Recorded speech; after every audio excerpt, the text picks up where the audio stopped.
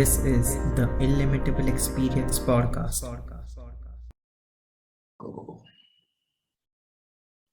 Hello and welcome to another episode of the Illimitable Experience podcast. If you're watching this video, like this video. If you haven't subscribed to the channel, subscribe to the channel.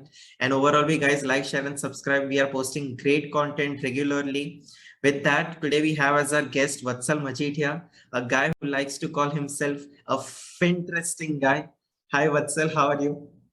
All good, Manan. Long time. What's up? I'm doing good, man. How are you? It's great catching up with you after such a long time. And a lot of people might be wondering how do we know each other? It all goes back to JK Shah when we used to prepare for our CPT and IPCC during the early birds batch. But then we went our different paths, and today we are meeting again. Yes. In fact, we have not physically met ever since JKJ, right? I guess just once or twice during Ganpati, and that's all. That Yes, was it. yes.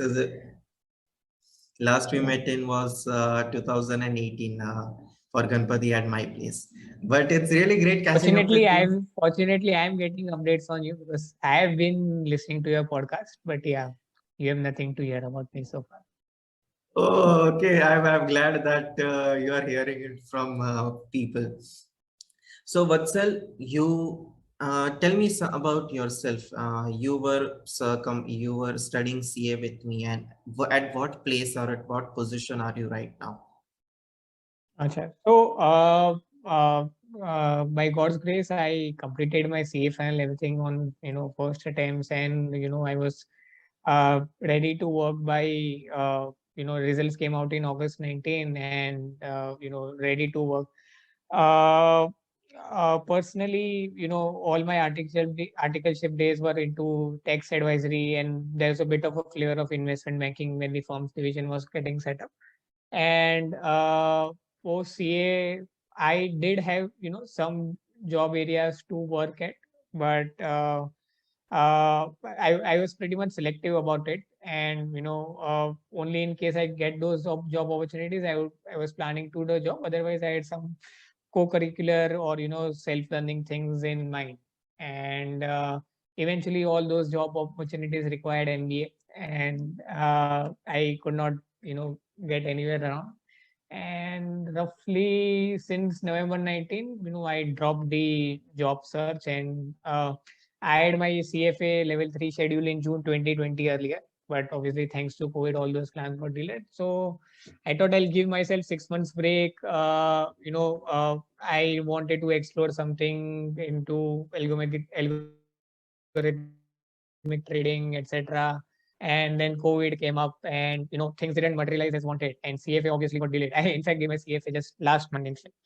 Okay. So those things happened, and out of lockdown boredom, a colleague of mine, we together ended up opening a financial consultancy practice. And as of today, you know last 1.5 year, the obviously the journey has been an hockey stick effect, because it's such a low base, it's growing so fast, and it's occupying almost full bandwidth of mine. And so yeah, that's where I am today. Wow, wow. So, what do you mean by a hockey stick effect? Can you explain me that? So initially, just for an example, see, when two qualified CAs are starting to work on a practice, you by default have an opportunity cost of, say, if CA is supposed to earn start a salary of 8 lakhs. So by default, there is a opportunity cost of 16 lakhs. We are working for ourselves, and we are working as starting at zero revenue. Now, as such, at obviously on day one, or the year one, we are not making that kind of revenues, or not that kind of practice. So you could possibly say that whatever revenue you are making, you may say it's a profit, but it's actually a loss, because I am not earning that 16 lakhs, or what's my opportunity cost. So the hockey stick, it's being a J curve. First the smaller curve goes down. So that's the plunge of entrepreneurship. You are hitting a loss, so you're not earning to your full potential, but eventually things start compounding in business, there's word of mouth, referrals, growth, and uh, Okay, the eventually growth the in graph opportunities is rises. faster. Yeah, the growth in opportunities is faster than what would have happened at a job. So we have, I'm proud to say that we have started the upward curve in last 1.5 year, lately in last 6 months, to be honest. Oh, And yeah, things are I'm glad that things are going your way. Uh, so Vatsal, you told me that after you completed your CA, you were looking for a job opportunity. So what was like the job market for CAs back then before COVID? Yeah, so job market was already peaking out sorts of, during 2019. Our attempts were obviously, 2 months, roughly 1.5 month delayed due to, 2019 being an election year. So conventionally, even the campus placement and everything would happen around August, mid, or, early August. And for us, it happened at somewhere around September end. uh, so uh, During the campus placement also, obviously for the traditional CA roles, audit, taxation, there is a forever demand.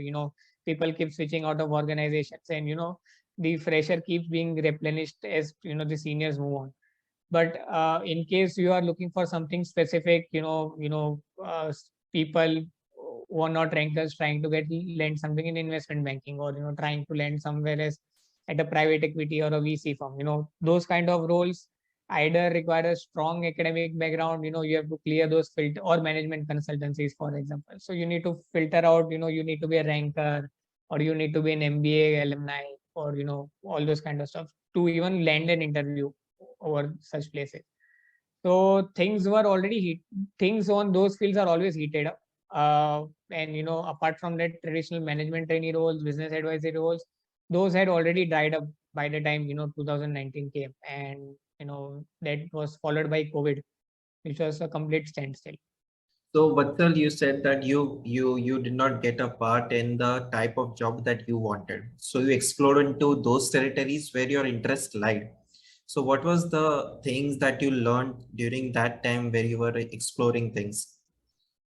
So to be honest, I didn't use did an extensive amount of cold calling. I know the jobs that I wanted to land were difficult to land.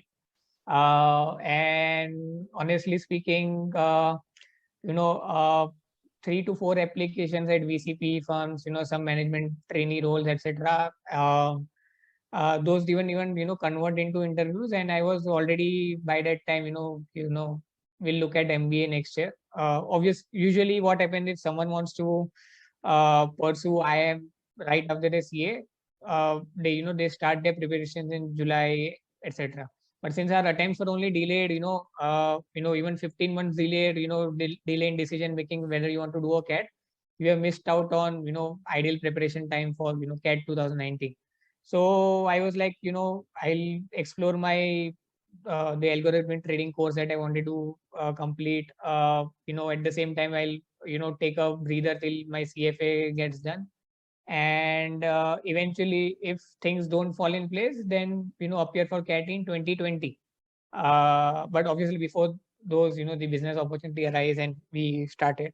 So I never, hardly chased those jobs, because, I sort of gave up only, or, was, the inner heart desire was, to Art explore something before entrepreneurship. MBA. And, Mm. so I myself only nudged it out of it. So honestly speaking, on the traditional tax front and etc., I had 3 job offers without even interviewing. Seniors who has left my firm and went to PwC, started his own team. You come here. In Uh, fact, my own firm offered me job 2 days after I came from the CA final exams. This partner is a requirement. Do you want to switch? And he was like one of the ideal partners to work under. And uh, that was right after CA final, you are judging ki what do you want to do, or you're contemplating, waiting for results and everything. And immediately posed with the question of, do we want to continue with tax or not? And those 3 days were the toughest days, where people were enjoying, and I was just contemplating, should I say no? He's a very difficult partner to say no to. if there are 20 partners, those are the 2-3 partners you would like to work under at the firm.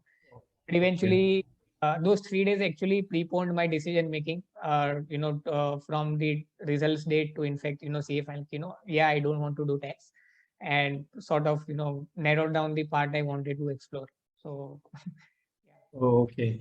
So in that, when you were exploring, you told me that you came across something related to insurance. Correct, So can you tell me about how you came across insurance correct. along with So, your algorithmic trading as well? A little bit about your algorithmic trading. yeah, fair, fair. So roughly, I guess, in October post Diwali, or in the Diwali days, I had, post that I have not made a single job application. In October 19, I dropped the desire, and in September mid, I had taken the decision that I'll, whether be in employment or not, I'll explore a course, algorithmic trading, which I was sort of stalking for a while, even before my CA final exams were there. And that course started in October mid, and it was a 6 months course. There's an organization called Continsty who provides it. And it was a mix of everything. For algorithmic trading, you need to know a bit of coding. So, there was training on Python.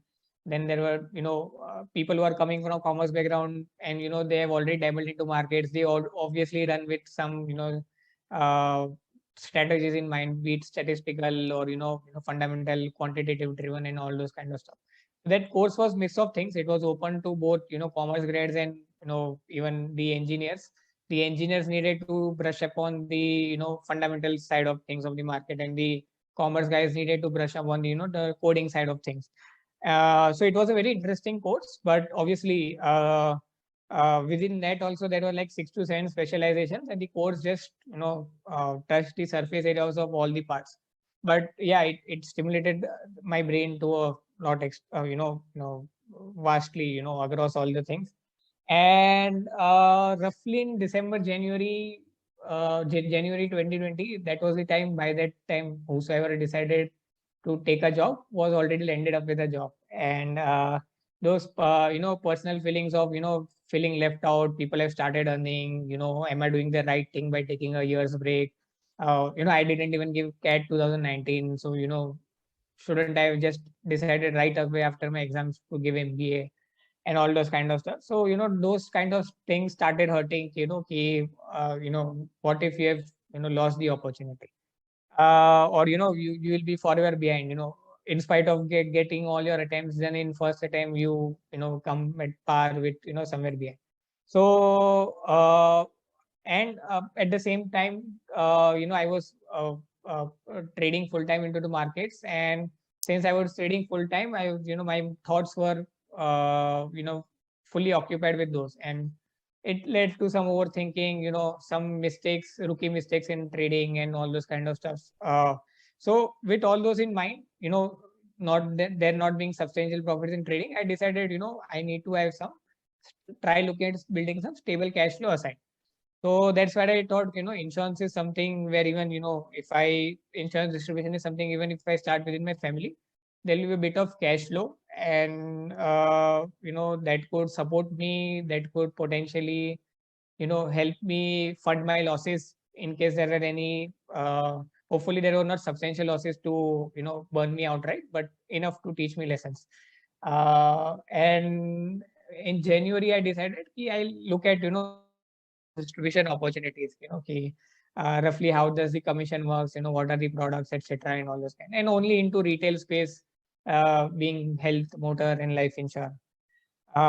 So traditionally, what used to happen that, anyone who wanted to get into insurance distribution, you would see your father's generation being, LIC agent, New India Insurance agent, and they typically push you one policy after another of the same insurer, etc. So obviously there was a lot of biasness. Now, I did needed cash flows to mentally satisfy my urge, but I didn't ever want to be pushy, because, you are selling it to your family or your friends, right? To start with, or, your personal network. So you don't ever want to get that image that, selling the wrong kind of products and everything. So luckily there was some new initiative IRD had taken just in 2017, where you can even become a sub broker kind of under a broker, and the broker is entitled to sell insurance policy of every insurer out there. So that gave me opportunity to sell every insurance under the roof, from every insurer, and I tied up with them. But immediately, my say license to sell and everything came by February mid, and the moment I had the license, I again came under a dilemma. No, now I have the license to sell everything, but what to sell? Because it's such a vast variety of products within the same kind of product. It's there is a lot of diverse features and everything. So for the next 3 months, apparently from Feb to May 2020, I was just reading policy wordings.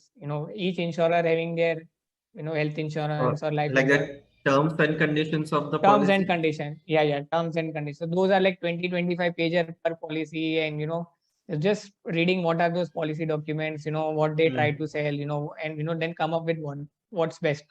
So till May 2020, I did literally nothing. I just was reading in my part time those things, and obviously in March 2020, COVID triggered. So I was pretty much sure that CFA is not happening. Even my algorithm training course, the exams got postponed, and jobs are not coming time anytime soon. So in March to May, those learnings got amplified, and I started reading up a lot. And eventually, I had an idea. Even today, at the back of the mind, if you just tell me the insurer and the policy's name, I'll tell you. These are the caveats. Without even referring to them. So those kind of Right. knowledge got ultimately built up, and that's what led to expertise, because someone who is trying to just push down the policy is just looking at the commissions where he can maximize. But if you don't want that image upon you, you will have to gain that knowledge, and that's how on the retail front the insurance distribution started. Okay. Eventually, within insurance, one thing's led to another. Someone required advisory, a startup required advisory onto the product formation and everything, and those things led to another. And from June 2020 is where you can say I was You are like fully gainfully occupied employed with kind something of or the thing. other. Yeah, yeah, Ah, yeah. okay, okay, okay.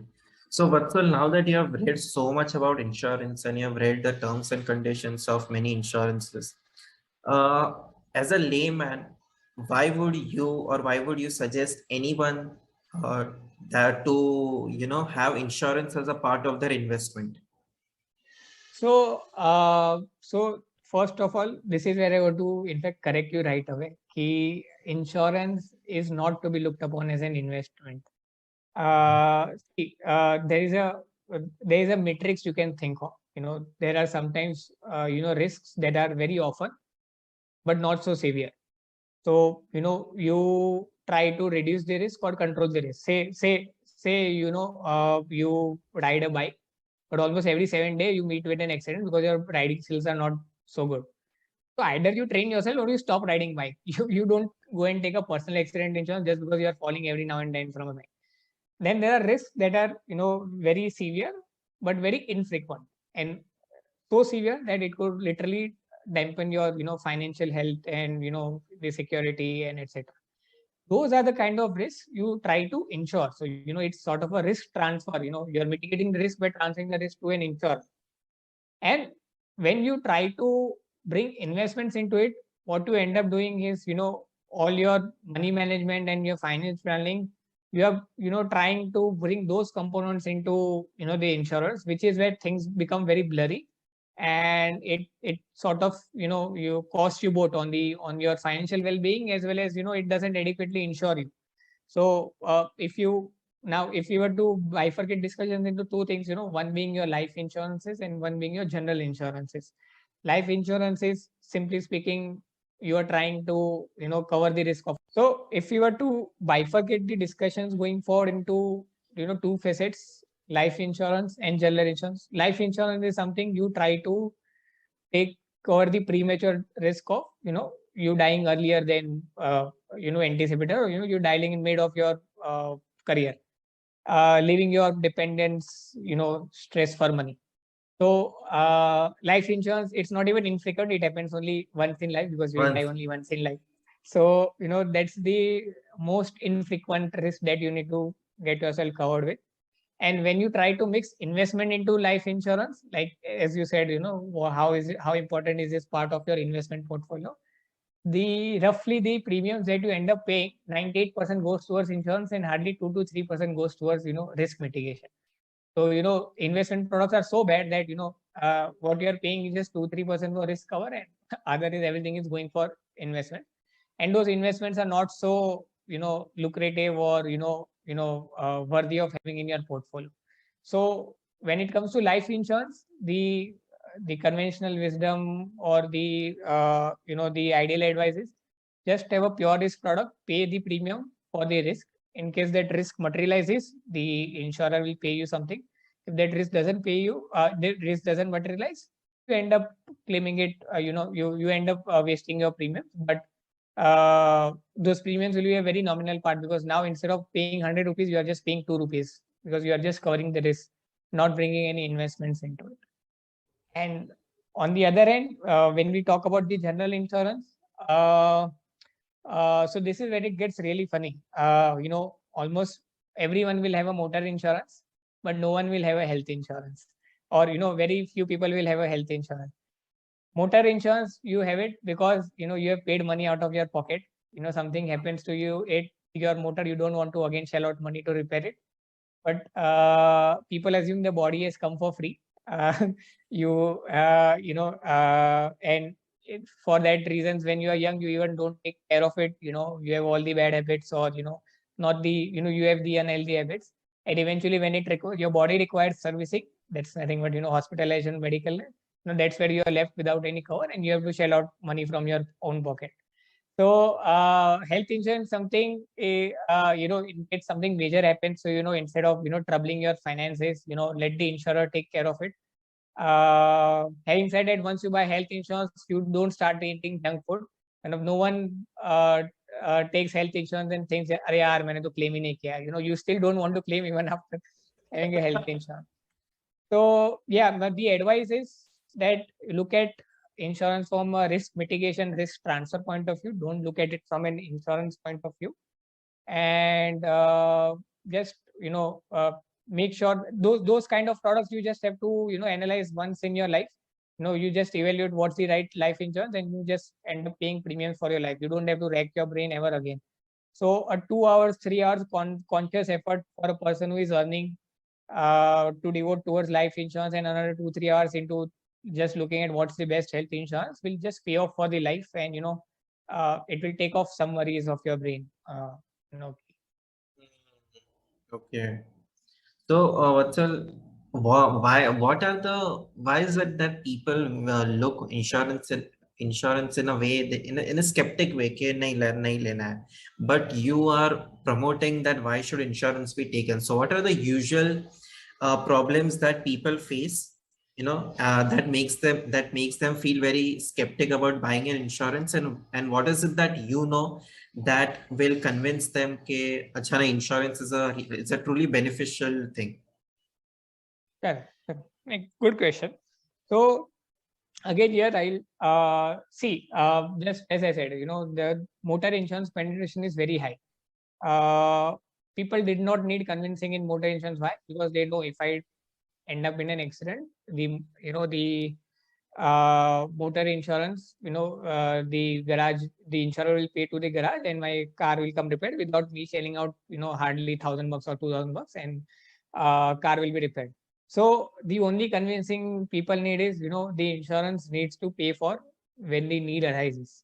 Now when it comes to health insurance, what happens is people are always skeptical ki insurance are just looking a way to reject the claims, trying to they'll take the premiums, but when the need actually arises, there'll be some of the other terms and conditions or policy clause that will be trigger, and it will end up not paying yourself. Another school of thought is I'm in my 20s, I'm in my 30s, nothing is going to happen to me for the next 10-15 years. Let me buy in my late 40s or 50s, when the need actually may arise. So those kind of things either leads to deferring the decision to buy, or if you are just skeptical that they are not going to pay, you won't buy it at all. So this is where the problem is actually, there is an expectations mismanagement. So as I told, these health insurance products, the entire blame is on the industry. They have only complicated the products, this feature, that feature, ये basic sum ensure, फिर उसपे bonus डालेंगे, फिर उसमें ये benefit डालेंगे, ये health checkup benefit डालेंगे, it becomes when 32 insurers are offering you health insurance and each insurance have at least 2 health products, it becomes really confusing, what to choose, what not to choose. So this is where people start deferring the decision, कि insurance वैसे कुछ देने नहीं वाला है मुझे, I would rather save the money that I pay on the premiums and eventually bear the expenses myself.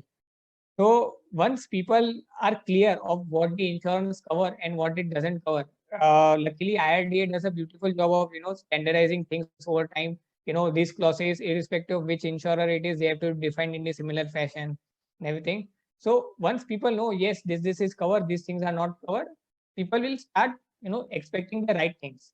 So if I get diagnosed with cancer, cancer almost every plan covers as of today. So I'm buying, when you're buying health insurance, you know what you're buying for. You're trying to cover these risks, and small risks like you getting caught with a viral fever, or you just going to a family doctor for a cold cough. Those things won't get covered. So you will stop expecting certain things out of it. So it was, in a nutshell, if I want to summarize, with respect to health insurance, people don't know what they are buying when they are buying. They end up knowing what they are buying at the time of claiming, because that's the time they were, oh, acha, this is the clause, which is why they won't pay. And then suddenly an image will get formed, they just didn't want to pay me, or this clause were not so friendly, etc. Uh, the cost of deferring health insurance, I would say, is that say in case, God forbid, a person gets diagnosed with something which is major, and at times even chronic, something like cancer, it is major and it's chronic, because almost year on year you will need chemotherapy. Something like a renal failure, year on year you will, in fact week on weeks you will require dialysis for your kidney. So such major things, once it triggers you, no health insurance will going forward give you a cover. And it will so happen that every year you will have to end up shelling out 5-6 lakh rupees for your chemotherapy sessions, or 3 to 4 lakhs for your dialysis and etc. And this is where the value of insurance comes very handy. And even today, many queries come, my father has met with an accident, or he has been diagnosed with this, is there any insurance that will cover it? This is when they start thinking, हाँ, अगर insurance में 50,000 पे करके 5 लाख का cover मिल जाता है, तो it's a very beneficial thing for me. But sadly it's too late. People are only into this when they see value into it, and the insurance going forward won't cover. Another judgment is, I have my corporate health insurance to rely upon, my corporate provides me for health cover. But the sad thing is, once you get diagnosed with cancer, it's unlikely that you'll be able to continue with your job, because you'll have to focus on your health. And when you leave your job, you don't have the health cover going forward.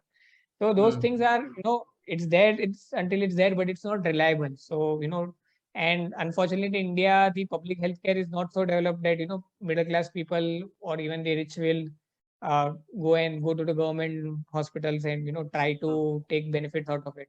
So yeah, unless it's health insurance, you will either end up with a subordinate cover, or you will, defer the treatments, I mean, in fact, these feedbacks have come from doctors also. कि insurance होता है तो people are, right away ready to get their treatments done. Otherwise, until the time it starts paining them, in spite of there being a damage, they will just defer the treatment because, कि मैं अभी तो मेरे को कुछ pain नहीं है, although there is a damage, and they'll just keep on deferring things. And that's the sad reality, when money is a problem, these things will come up. So yeah, that's a bit on health insurance. On the life insurance front, it's like it's like the personal desire to not make someone else make some money out of you. So what's the biggest fear in, or what's the biggest challenge, or lack of convincing that people have with respect to life insurances? I'll pay premiums. If I don't die, the premiums will go to the insurers. But the insurer is basically covering risk for the someone who is going to die. Out of 10 people, 1 people will die, and 10 people have paid the premium, and that's how insurers cover the risk, right? So you think that, I'm funding that benefit for, someone else in the country, and, the shareholders of a life insurance are making profit out of it and everything. But this is why they usually were, until now they were averse to, buy life insurances. And this is the exact reason why the investment linked life insurance were thriving beautifully in the market. The options like you pay premium for XYZ years. After 15 years, you will get your premium back. In case you die, the nominee will get the sum assured. So, this is where the investment element comes, because, the insurers were bound to repay the premiums back along with some bonuses and everything. But it so ended up being that 98% of premium were nothing but investment premium, 2 to 3% was going towards covering the risk part of it. So and combined with that, obviously, when you instead of covering for the same race, instead of paying 2 rupees, you pay 100 rupees just to get your 98 rupees back. What happens? The premium amount goes higher, because now you are shelling out almost 30 to 40 times more premium for the same amount of risk cover. And the intermediaries, the insurance selling agents and brokers enjoy, because higher the premium, higher the commission. Oh, And they also try to push down those products with the people. And once they've entered into a wrong product, there'll be sudden light bulb moment after 3 to 6 years. Acha, ye to investment product tha. It doesn't pay me anything, or hardly pays me 4-5% returns. And that's where things become ugly. I have a simple advice. Well, see, whatever I've said so far, you need a term plan to cover your risk. 2 rupees is, uh, even if you take an adequate life cover, it won't be more than, say, 3 to 4% of your annual income. And, you'll have an adequate life cover in for yourself. And if you are, even if that 3% is pinching you, because that life insurance is going to make profit, just go to the equity markets and buy the shares of the life insurance. So you might as well make some profit out of those companies. And I'm really sure that, some stable life insurance company will give you enough profits to take care of your premium. This is how you give and take back from this industry.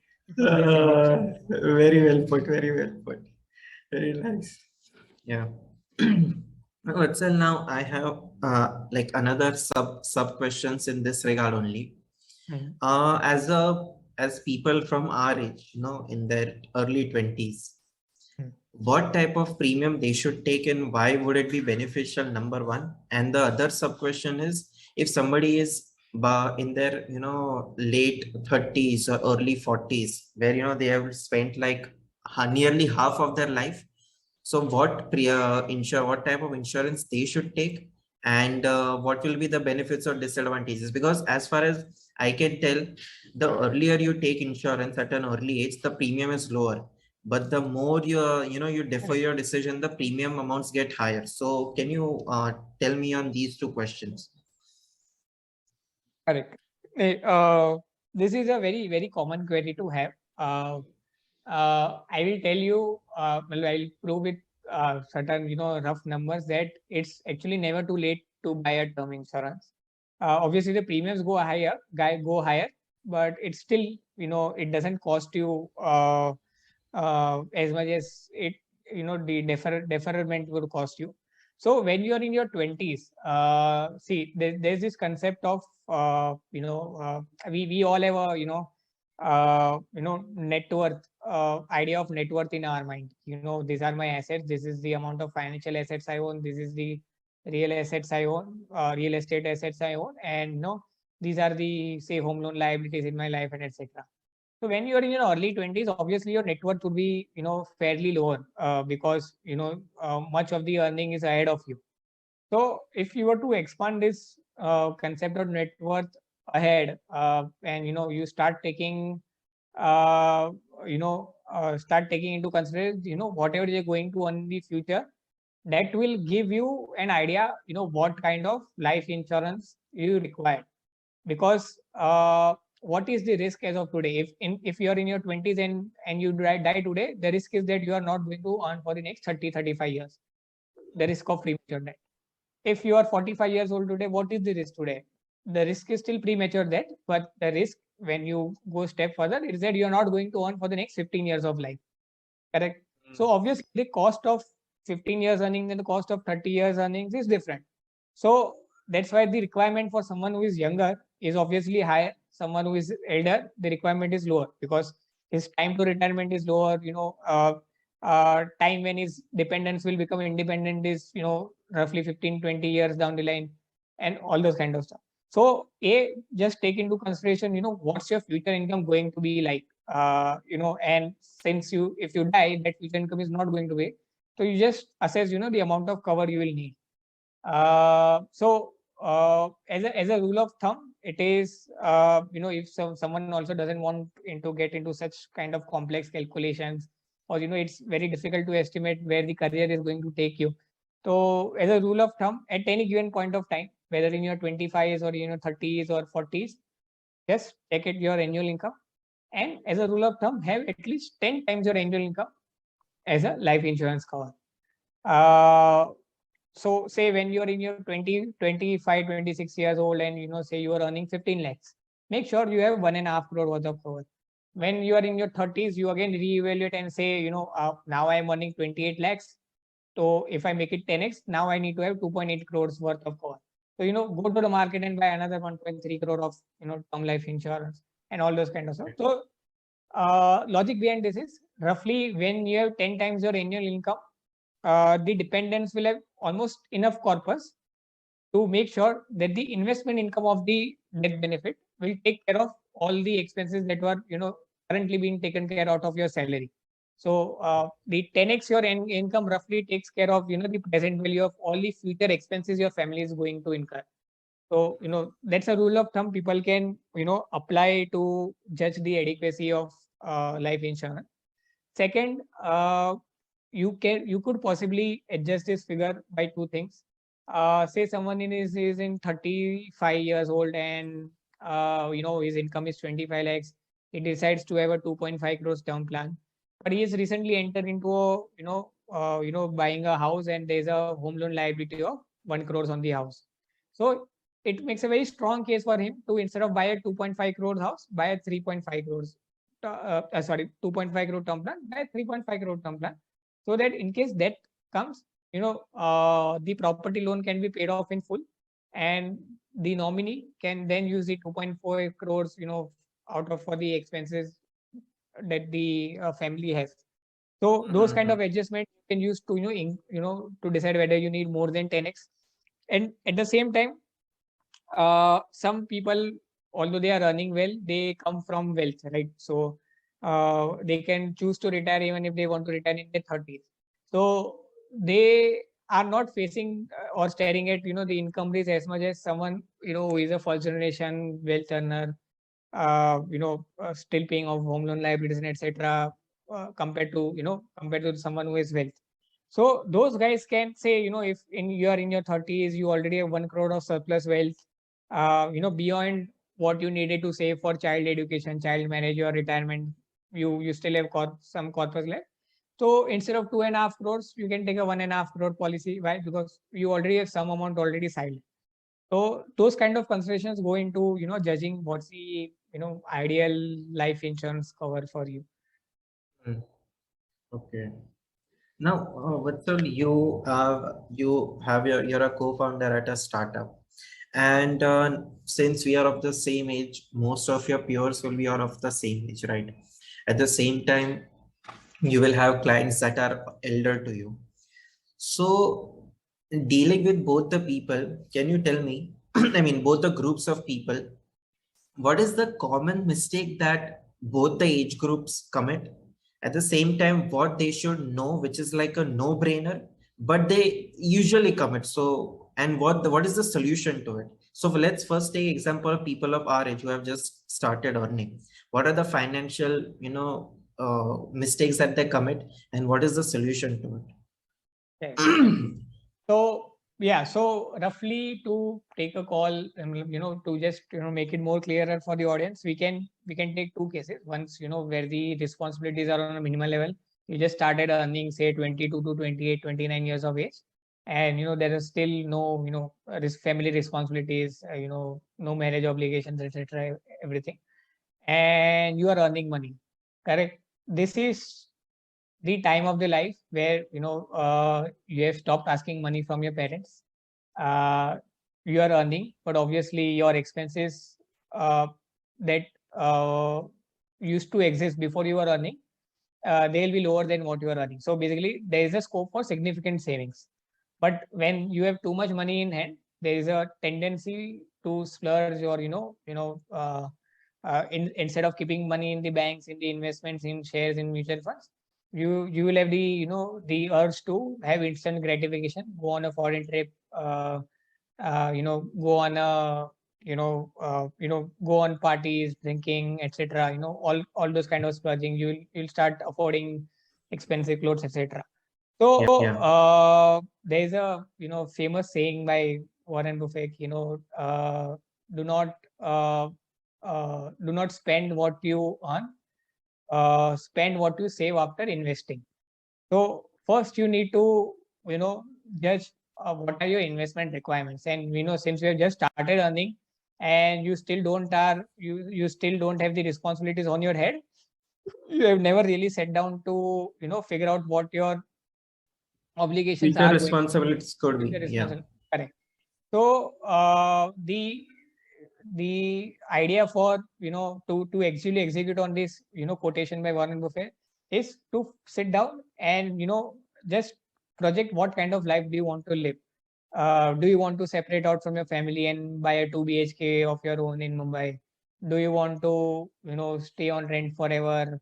Do you want to stay with your family already has a big house, and you are going to stay together?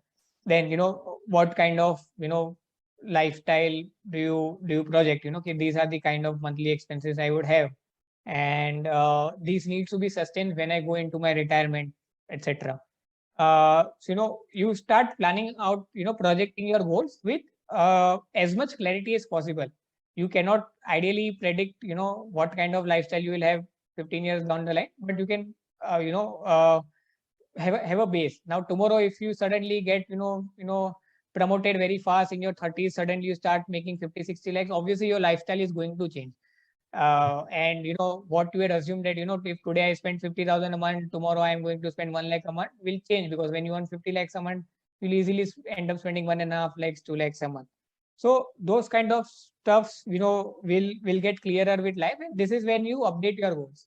But as of today, it's very necessary that you have some projections in your mind, and then based on those goals you try to figure out when these milestones trigger in life, I'll need this much starter money, or this much corpus to be accumulated, and for this much corpus, as of today, I need to save this much. So say if you are earning 1 lakh rupees, and your as of today your lifestyle expenses were say 20,000 a month, your parents are taking care of all the household expenses, you just have to take care of yourself. There'll be a strong urge to spend another 80,000 also. Now, once you have figured out your goals and you come to know, for these goals to be met, if I start early, at today, I just need to silence these much amounts for my investments, and say that figure comes around say 45,000 a month. So now you know that 20,000 my essential expenses, which I was anyway spending before earning. Another 45,000 goes towards my investments to take care of all my future obligation, and then this rest 35,000, it's a personal choice whether you want to invest, splurge, or invest to Save. splurge later in life. Matlab. Okay. Matlab, Some. you save 35,000 for 2 years and eventually go on a very luxurious Europe trip. Matlab, three kind of things. So so you take a call for that 35,000. Do you want to build a wealth maximization? You want to build an alternate source of income? Second, or do you want to go out on, you want to live in the present, you only live once kind of stuff. And YOLO. so it's always a balanced personal call, whether you want to take that instant gratification, or you want to reap the benefits in future. Obviously, when you reap benefits in future, the benefit will be higher because you have earned something on that money. The only benefit out of this exercise is that there will be zero guilt trip because you are spending what you can afford to spend. Coming back to what advice Mr. Warren Buffett gave to the youngsters. So this is what an ideal youngster who is not having obligations, who is staring at sudden rise in disposable income should look at managing the finances. Coming to someone who is recently married, married with kids, say late 20s to early 40s Early kind of people. 30s. You early Okay. 30s would be the right time. Hmm. Early 40s would be, you are staring at certain urgent risks. But, for these people now, suddenly almost all their goals are, predictable and much more clearer. They know they have two kids, so they know for two kids how much they want to, they need to, eventually save. For education. Hmm. They know, what kind of job profile they have. They know what kind of income profile they have. And now that they have worked 10 to 15 years in their life, they know, boss, I want to retire by 50. So, all those kind of stuff start clicking, and, there's a reasonable clarity on, what kind of amount you will need. And, the timing of cash flow would also be clear because, your child is going to turn 20 years in next 17 years. Or, so that's why the education will require an certain outflow. So this is where you just reassess in case you have not planned in your 20s, you are starting your planning in 30s. You just reassess all your savings. In case you have not planned, that means you have splurged a lot in your early 20s, which is fine. This is a time to control. You are probably, you have already traveled the entire world and all those kind of stuff. And quite a few times we do get such clients. People are in their early 30s, and when we ask, what are your travel goals? I pretty much traveled everything. India is something which we have yet to explore. So, and these are the people who are left with, less amount of saving. So, basically reassess what you have done in the last 10 years, and then, just, narrow down with more accuracy on your goals, and do a repeat exercise of what you are supposed to do at your 20s. The ideal, or things I would like to stress upon here is key. Obviously there, in India also now you're seeing a great extent of westernization, that the generations want to be independent in their retirement. They don't want, children are not your retirement plans, and parents are not your backup plans. Emergency plan. Correct. Yeah. Correct. So our generation, or basically anyone who is in their 20s to 40, mid 40s today, they know that I have to take care of my parents. Most likely I have to take care of my parents because my parents have invested everything in myself, and at the Hmm. same time, I have to make sure that I am independent and I don't want to be dependent on my child. So the chain is Ah. somewhere getting broken. Our parents never managed, or managed to build a huge retirement fund. Why? Because they were in their traditional mindset that we took care of our parents, so my child will take care of myself. But and we have to live with that because we, most of the people in our generation are going to take care of their parents. However, we don't expect to be taken care of by our children, so we need to start building a sizable retirement fund. So this is something I want to highlight. So जो छोटा छोटा financial advice होता है, वो तो अपने को parents भी देते हैं कि इतना खर्चा मत करो, दादाजी भी देते हैं कि इतना खर्चा मत करो, ये मत करो, थोड़ा सेव करो. But retirement funds, in spite of all the wisdom they had, they never built their retirement funds. Obviously, unless and until they become rich beyond the limits, and they started making generational wealth for you guys. In which case they become independent in their retirement because they are the wealth to support. So for retirement fund, it becomes very difficult to judge the amount of corpus I need, because it is going to, even for someone in their 30, it is going to happen something 20 years down the line, or 50, in their late, even 30 years down the line for early 20s or early 30s. So there is a framework you can follow to judge what corpus you need.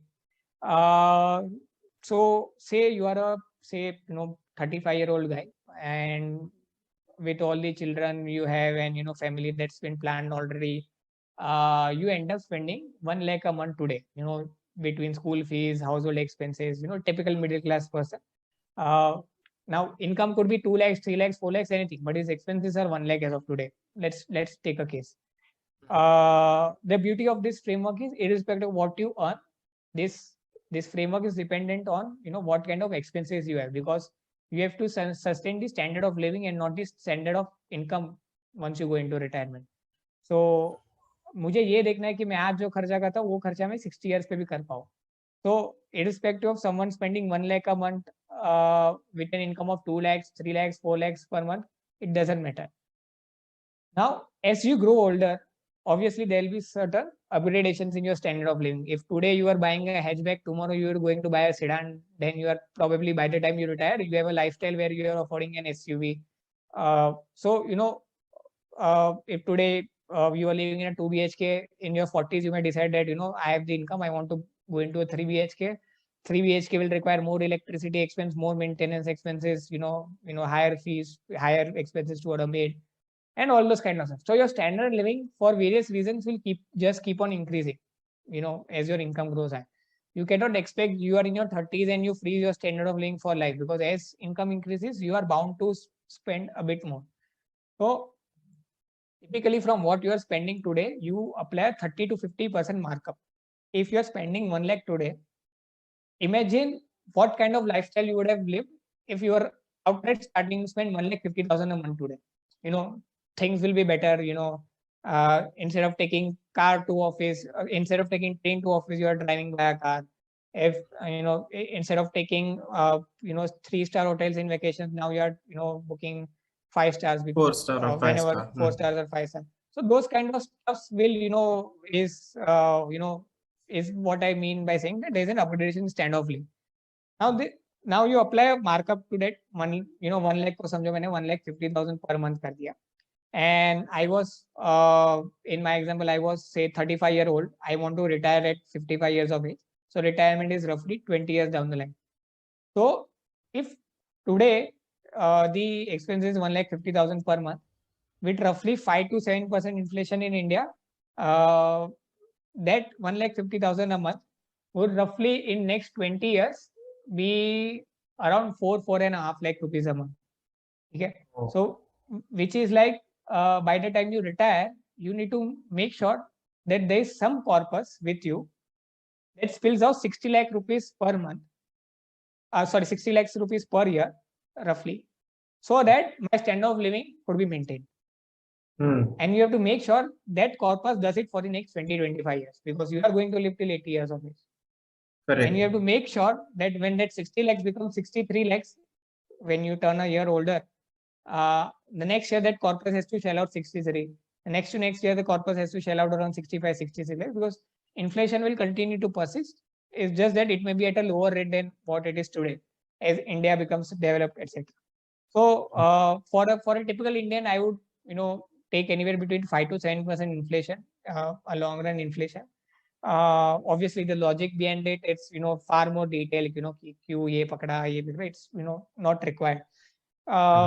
And you'll come to the ideal expenses at retirement scenario. Say in this case we came to around 4.5 lakhs a month, which is roughly 54 lakhs a year. Now this is again a rule of thumb sort of, there is mathematics to support, but if someone wants to just ease out the calculation for it, what you do is whatever the annual expenses are at roughly when you are 55 to 60, you divide those expenses by anywhere between 5% to 7%. So just say for example, जो 55 lakhs मेरा annual expenses था, उसको मैं divide by 5% करता हूँ. So the answer would come around 11 crore rupees. So 11 crore is the corpus I need to develop by 55 years of age, such that from the age 55 to age 75 or 80, the corpus will keep on paying me 55, 60 lakhs. Obviously, it will deplete with time, because next year my requirement will be 60 lakhs, then 63 lakhs, then 67 lakhs, then as and when the inflation progresses. But eventually, by the time you turn 75, 80 years of age, the corpus will come to zero. and the corpus would have been enough to take care of all his inflation adjusted expenses. Now ये 5% कैसा आया, मैंने 11 करोड़ का corpus जमा किया, वो 11 करोड़ पे retirement में भी वो 6-7% तो कमा रहा होगा, एंड उसमें से 5% मैं 5% I am pulling it out for my expenses. So the corpus eventually just grew by just net 1%, 2%. Next year again the corpus gives 6-7%, but my expenses were, instead of 55 lakhs, it was 60 lakhs because there was some inflation. And this is how the corpus will keep on depleting, and ultimately it will come zero by the time you turn 75 to 80 years. Now the final figure would depend on whether you decided to retire at 45, 50, 55, 60. But someone who is retiring 50 to 60, 55 to 60 years, roughly you divide it by 5%, and you come to a figure, and this is the corpus. And that's a real atom bomb in your 30s. Ki, boss, I need to create 11 crore corpus by the time I turn 55. And that's where you start early. Yeah, boss, I still have 20-25 years to invest. This is the amount I need to invest to reach that 11 crores worth of corpus. And that's where you get into all those kind of SIP calculators and your return expectation and everything, and you find out how much you need to sideline the money. So yeah, this is what I wanted to stress upon. For someone who is in their late retire, early 30s to 40s, they need to really stress upon their retirement plan, and this is the framework to go to. Now, I mean, that's quite a detailed explanation that you have given. And I mean, it was so detailed that obviously me giving an input wouldn't sound even credible. So I was like carefully listening to everything that you were saying. And but that really shows your commitment, man. I mean, to say such a thing and to crunch numbers for everyone, it's not an easy task. And what you're doing is really fantastic for others as well. And people who will be listening to this should also start putting in a real thought. Okay, although somebody is 25 and no responsibility on head, but there has to be some calculations that अच्छा मेरे को x years में इतना corpus जमा करा है, so I can yet maintain the standard of living. That's really great, man. And I hope people have a really great take back from this entire conversation. Now, Vatsal, we have talked a lot about the number crunching and finance and everything, but I believe you are quite a busy man. Your ideal day looks like maybe start wake up at 7 and get home by 7. But with so much pressure and with so much of huge responsibility, where people are trusting you with their crores of rupees, how do you manage such frustration or the stress that comes along with such huge responsibility?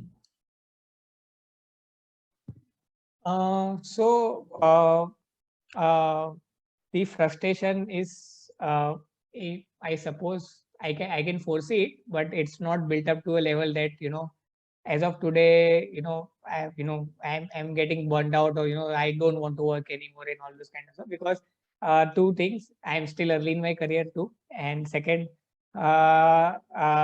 this is the advantage of doing something of your own. Like you can easily work 14 hours for yourself, but unless you are doing a job you like, it won't come. Those efforts won't come out so easily. And to add to this also, I have a theory that whether you work as an employee or you work for yourself, you always work for yourself. At any given point of time, the center of earth for you is you. The world rewards is circular around you. So you are always at the center of the earth. Whatever you're doing, you are doing it for yourself. It's just that at times the job that you are doing is something that you didn't expect to do, or you're looking for satisfaction in some other way. But whether you are doing a job or you're doing a business, you are always working for yourself. So in my article shape days also, you know how CA articles do slog off along with their studies and everything. But things were good. I had good company. The work, obviously I didn't want to do it in long term, but I did want to get a sense of it on the tax advisory bit, which is helping me today in my business too. which is why I never felt burnt out of it. So if you're liking what you do, you'll never feel burnt out. And similarly, what happens? So something like, this is an advice to everyone, like who feels burnt out from their work. So there are a couple of colleagues, and in when you work for a tax advisory firm, the most monotonous and you can say the lowest grade work you can do is tax audits. Okay? And you do tax audits for the same client for 3 repeat years, and you deal with the same problem, same communication, seniors pressurizing for another reasons, and etc. Now what happens, uh, I was mostly auditing pharma companies, chemical companies, and to an extent some IT companies. I really had an interest to be exposed to stock markets and learning more about companies. So as of today, the flip side of doing tax audit for pharma company was, I have in and out knowledge of how a pharma company works. What does the plan does, what does what are the regulations that it affects and everything. So there was always some commercial knowledge to be appreciated in whatever the basic job you do. So an investment banking employee can also work on a pharma merger mandate. A tax audit guy can also work for a pharmaceutical firm. A state audit guy can also audit of pharmaceutical firm. But all three of them had a common interest for stock markets. Then you start appreciating the commercial angle of whatever assignments you do. I know you are not at that round table negotiations for the mergers and everything, but वो PPT बनाते बनाते भी that investment banking guy does learn a lot. So if you start appreciating the commercial angle, and that whatever you are soaking in is ultimately for your own benefit, it does help manage a part of work stress. And add to that, if you have certain good colleagues to work with, it's just cherry on the cake. Things go by very easily. Matlab, I I always thought that I'm going for a picnic when I'm going for work, because because of the colleagues I had. So those were the kind of days. And when it comes to this the consultancy practice that I run, obviously when we started, the founder is everything. You do the most clerical of the jobs. Emails करना है, form पे sign लेने जाना है, all those kind of stuffs. For the clients, to the intellectual side of things, where you plan stuff, you tell them how to execute, you explain them the strategies, etc., which no matter whom you hire, that you only have to do. As of today, it's not, obviously when it comes at the cost of some personal time, it does, burn it out temporarily. But I do take, frequent travel trips almost every month. Luckily I have so many friend circles. ये school का group हो गया, ये classes का group हो गया, ये CA वाला ग्रुप हो गया, all those kind of stuff. So it does help me take care of my burden, to just jot down what I do. Every Saturday morning, I go to play 3 hours cricket at a turf, along with my CA colleagues over there at JK Shah, etc. And that's the way I stay in touch with them. And I play pathetic cricket. I just go there and pass comments like Rishabh Pant, but I enjoy it. That's something I don't miss at all. Friday रात को 12 बजे भी काम खत्म किया होगा, तो I'll go at 7 a.m. and play cricket. Then every say once in 2 months, कोई staycation का plan बन जाता है कोई circle के साथ, तो those kind of stuffs. Then obviously there are family meets, ये वो, etc. So those kind of things are always there. Moving forward, this is something which is not accomplished so far, but I had started learning violin back when I was during my IPCC days. I did 4 sessions, and I eventually blamed it on the teacher. He was not teaching me well, and etc. And I stopped it. And eventually I appeared for IPCC. Then post IPCC, for the next 1 year, obviously the CA final classes didn't start, so I wanted to resume it. I changed the teacher. Since my job was, the art internship was at Lower Parel back in Mumbai, I was open to take teachers anywhere in Mumbai. Initially, I had to take teachers locally, and violin teachers are not so common. Huge numbers, yeah. So yeah, so that opened up the expect, ki whatever works best, you go to. And I was really looking for some group tuition, because if someone is teaching me alone, I become very conscious, or I feel bored. There's always some company I always enjoyed. So I went to sort of a school of music. There were 2-3 colleagues more who were doing practicing violin with me. But so that happened for a good 6 months time, and I reached a stage where, like any beginner musician, I could play Twinkle Twinkle Little Star, Happy Birthday to You, etc. Yeah, after Uh, 6 months, you could play a Twinkle Twinkle Little Star.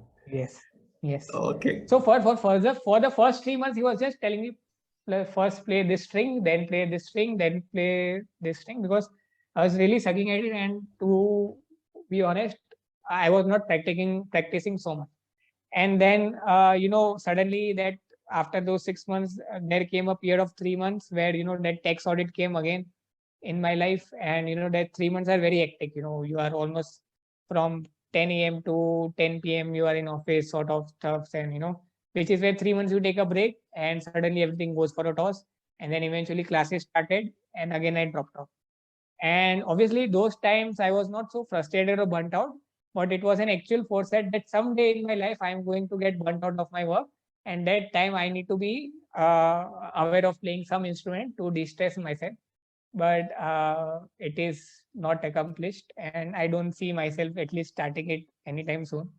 But yeah, someday I'll be a master of violin. And it was just a sudden malab. I was watching this movie called Shutter Island, and there's a playback tune which is fully of violin, and I was just listening to it on loop. And one fine day in my PC series, I decided I want to malab, Okay, so it was do like, violin. yeah, a sudden urge to learn everything, right?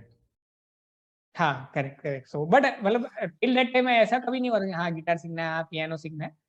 The first Mm-hmm. Time the it arose, and I took मतलब the decision on it. तो luckily violin आ गया, तो कभी ना कभी तो मैं कर लूंगा. मतलब वैसा है, वायलिन नहीं ले लेता तो that was the first step. So पापा टॉन्ट मारते रहते हैं कि वायलिन लेके वेस्ट किया है, ये किया है.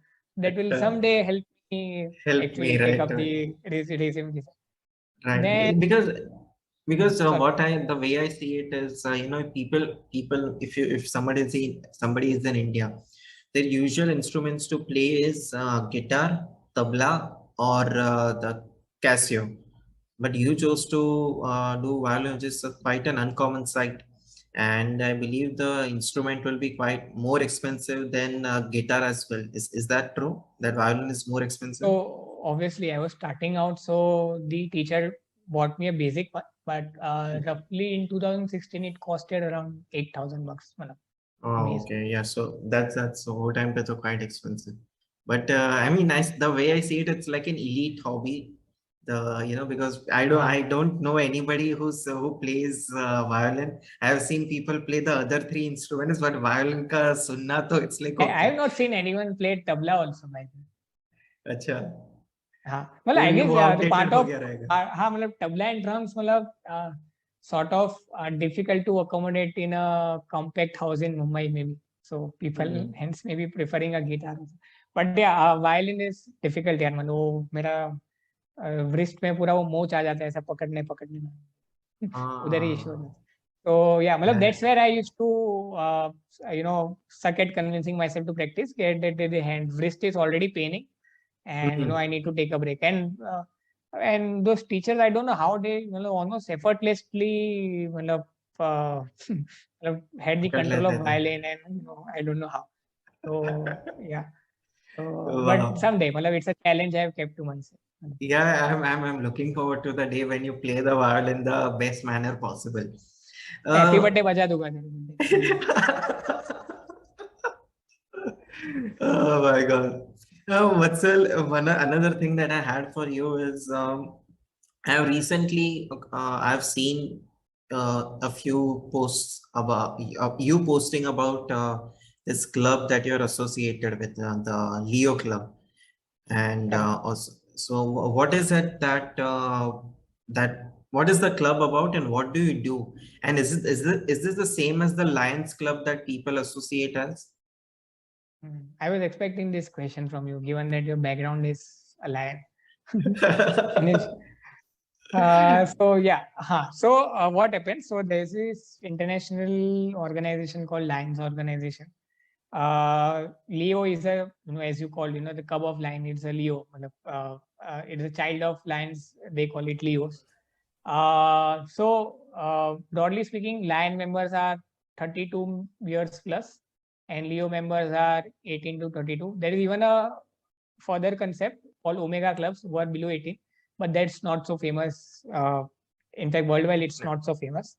Lions organization was somewhere formed in 1800s in US, and it was to make sure that people the foundation principles were people come together, do networking, and benefit each other, and at the same time, at the cost of networking, they can do certain service activity or charitable activities as well. Now, roughly in late 1950s or somewhere, they introduced the concept of Leos, where they told that it's better to split the membership into Lions and Leo because Leos are the more younger side of things. Memberships 18 to 30 years old.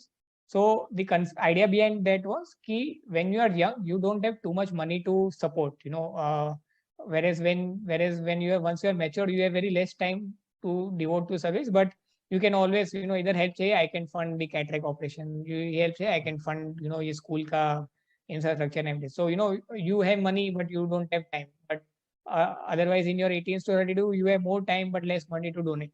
So, and the service activity or the charitable activity won't take place unless both is available, money as well as time. Someone has to go there and do things, and someone has to sponsor those things. So, Leos, and at the same time, Leos are of an age where networking benefits them the most because they are trying to set up their career. For example, I am trying to set up the practice along with my colleague. Then others are freelancer photographers. There are people who are owning corporate gifting companies. All those kind of people are also there, and at the same time there are people who are doing jobs. So the club where I belong to, there are almost 20 chartered accountants out of 55 members.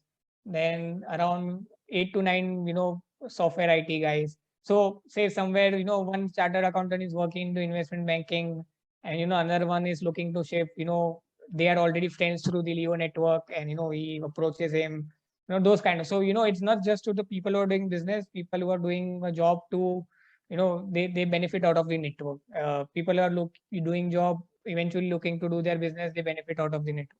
So there is basically two functions: charitable or service function, which is one, and second is the fellowship function, where you do the networking.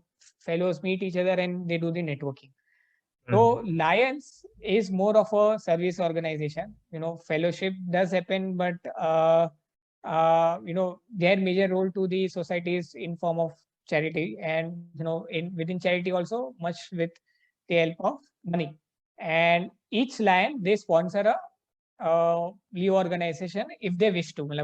If it's their ambition to each Lion club to have a subsidiary or sort of a child Leo club. So they form a club. They invite people in their personal network 18 to 30 to form a Leo club, and they push them forward. And eventually the Leo clubs becomes independent in 2-3 years, and they're able to take things in their own hand and scale up things. Now, how this works is there is a literally a I guess 4 to 5 level hierarchy. तो पहले world wide level पे Lions organisation है, फिर continent level पे है, फिर country level पे India में नहीं है, but some countries do have, like US does have a country level thing. So India made like a Southeast Asia type thing, China, Southeast Asia, and India comes. Then directly it comes to multiple districts level, then comes a district level, and then zonal level. So for example, if I have to, world is one, then in continent level it's the Euro Asia thing, then it's a Southeast Asia where level पे China, India, Sri Lanka, south east Asia आता है. And then multiple districts आता है where almost all the districts of Gujarat and Maharashtra in my area, they form a multiple districts. Then since Mumbai is so big, within Mumbai also there is a multiple district, okay, there are 3 regions within that. Then within district, there is zonal level, Kandivali to Bandra, all those kind, sorry, Danu to Bandra and all those kind of. So this is how the hierarchy is.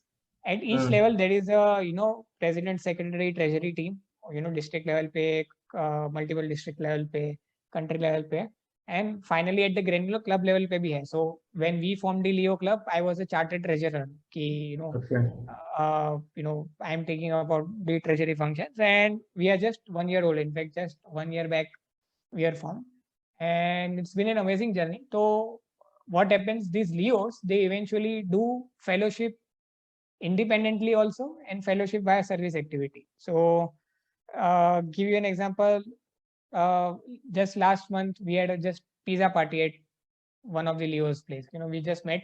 There were certain 15-20 new members got added in last 3 months, and the networking and ice breaking was still pending. So किसी का घर खाली था, we just met, we ordered pizza, and we just chilled. एक जन guitar लेके आया था, गाना बजा रहे थे, all those kind of stuff. So this is just purely fellowship, that just ice break, networking, everything. Then there are service activities like in August, what we did was, within our circle, we invited people to donate clothes.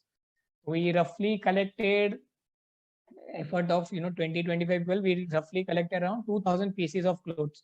And thanks to COVID, काफी सारे clothes ऐसे थे, park Avenue के नए नए packet में shirts आ गए, because Covid में किसी ने पहना ही नहीं और अभी लॉकडाउन में वेट गेन कर लिया. तो मतलब those kind of stories also, blazers दिए branded, some shirts are literally branded, कि अभी मैं बैंगलोर शिफ्ट हो गया हूँ, बैंगलोर में तो जर्सी पहनते लोग, तो फॉर्मल्स की जरूरत नहीं. Those kind of clothes also we have collected. So annually almost all those 2,000 pieces of clothes were very well worn, मतलब ऐसा कुछ फटा हुआ नहीं. And then we eventually went to Wada district in Maharashtra.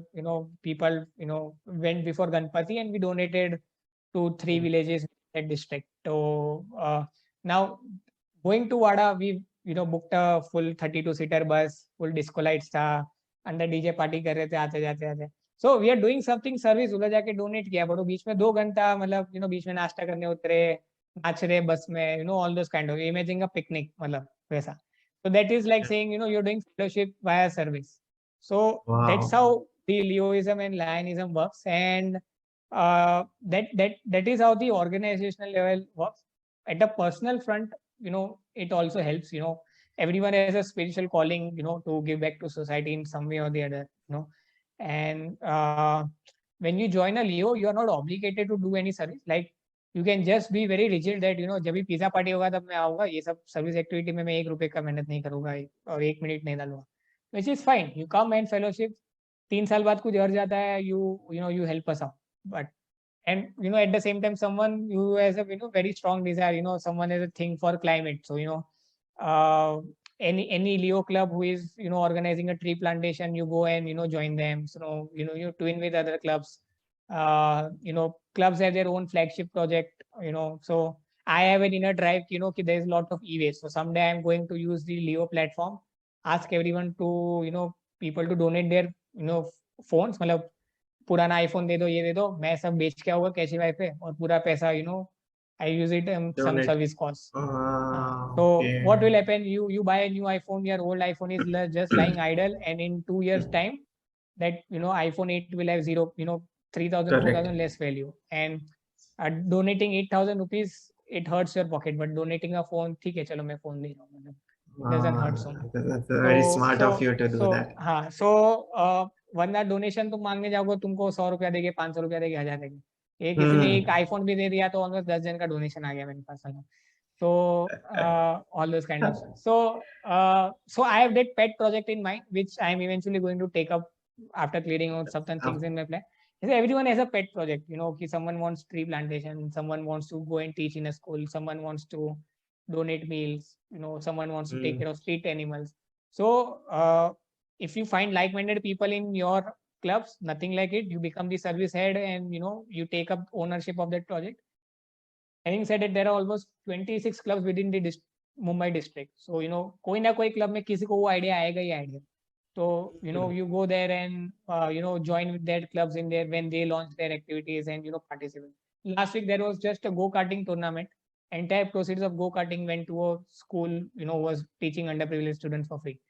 सब लोग ने मस्त गो कार्टिंग किया, मजा किया, खाना पिया खाया, जितना भी प्रोसीड्स था it went to a school. India Pakistan में our club we launched a screening event, so all food and all everything included, but we obviously charge the markup. The entire markup goes up to cancer patients. So all those kind of stuff. So that is like fellowship through service through fellowship, Service. all mixed. Lovely. That's so generous of the club and you to contribute in such a manner. Now the one last question I had: if somebody wants to join the Leo Club, how can they join the Leo Club? Correct. So you will almost find Leo clubs in almost every nook and corner of the world. Obviously, at some places it is very prevalent. So for example, in Europe, the Leo culture is very much thriving. So there is a lot of activities that goes through. In India, certain places yes, certain places no. US not so thriving. All those kind of stuff. So the best way to approach Leo is you approach a Leo club in your area. Whosoever is yeah, I was coming to that only, like in that particular area only. Correct. So if someone from say just Borivali to Andheri in Mumbai, they want to join a club whose majority of members in this area, they'll almost find 7 to 8 Leo clubs. Oh, so those kind of stuff. So now you join where some of your friends are joining, or there have been some late member additions who know many members of some other clubs, but just to network more, they joined a club where the members are completely unknown. So those kind of things also happen. And this is why now we Leo clubs also have started handling social media pages and everything, so that people come know more about our activities and everything, and like-minded people. So when I repost a story or when I get tagged in a story, people can check my profile. Acha, Vatsal is in this club, they are doing these activities and everything. So yeah, because that's how I also came to know about your association and the Leo club. Precisely. So those kind of things do you almost all Leos are always welcome. Obviously some Leo clubs who have reached a scale and they don't want members who do nothing, they have even started taking interviews. Why should we take you in the Leo club? But ideally it's not a compulsion. You'll get into it. But those are clubs which are running with a legacy of more than 10 years, 20 years. So they have that power. But which is good, because you don't want 400, 500 members and it going haywire. So, but yeah, those are the, you just simply approach and it's a very welcoming organization to everyone out there. Wow. With that, Vatsal, I would like to say it has been such a fun, informative, and generous conversation. You talking about people to how to take insurance policies, to how to be generous in your donations as well. It has been a pleasure to have you, and it is great to great catching up with you after such a long time. Thank you. Same mutual feelings. I came to know recently that you started horse riding. I just wanted to know more about it. Oh, yes. So yeah, so I have this thing that every such a offbeat desire starts with watching something, or when you have watched something, okay, or seen someone do that. So this was last year, and lockdown had started, and obviously there's like मेरा तो law college का 1 साल भी बाकी था, so college भी नहीं जाना था. So we were watching series, and suddenly my brother had already watched it, and I joined him watching the Peaky Blinders. Okay. And I'm watching, I love the series. I love the character in the series. And suddenly I had the urge ke yaar, mujhe horse riding karna hai. I don't know why, but I'm getting that feeling that I can do this. Like my violin. Yeah, same. तो मुझे लगा कि I can do this. तो तब तक तो Dubai आने का भी प्लान था नहीं कि दुबई आना है. तो वो टाइम पे तो बस खाली सीड थॉट था कि मुझे करना है. I think I can do this. Then it's like वो क्या बोलते हैं, destiny or something you can say, in luck or Stars whatever align. you can say. Yeah, stars align. And in the month of August, I came to Dubai. No, in the month of September, I came to Dubai. And तो again तो मैं बोला कि देख, सो seed thought तो आ गया है मेरे पे कि मेरे को हॉर्स राइडिंग करना है.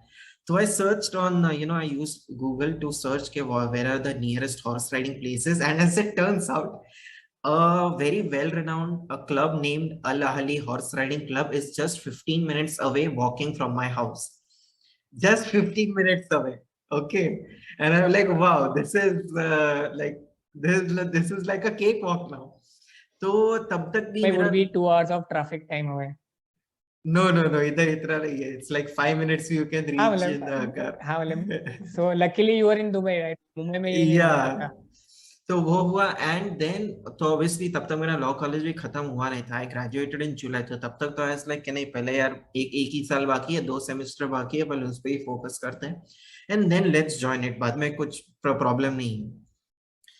Then it was only again, बाद में जॉब हंट में थोड़ा टाइम गया. Then in the month of November I finally decided कि नहीं, अभी करना है.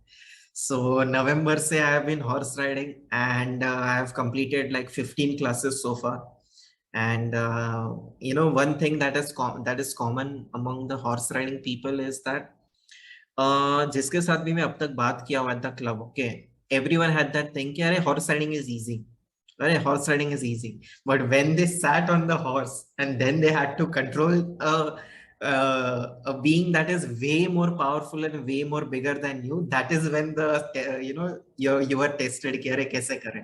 So yeah, initially when I also faced the same problem कि अरे मेरा पैर बराबर बैठ नहीं रहा है, मेरा bumping बराबर नहीं हो रहा है, bump हो रहा है तो आवाज आ रहा है टक टक टक. So these things aren't supposed to happen, but now that I have done so many classes, I'm getting better at it, and I'm thoroughly enjoying it.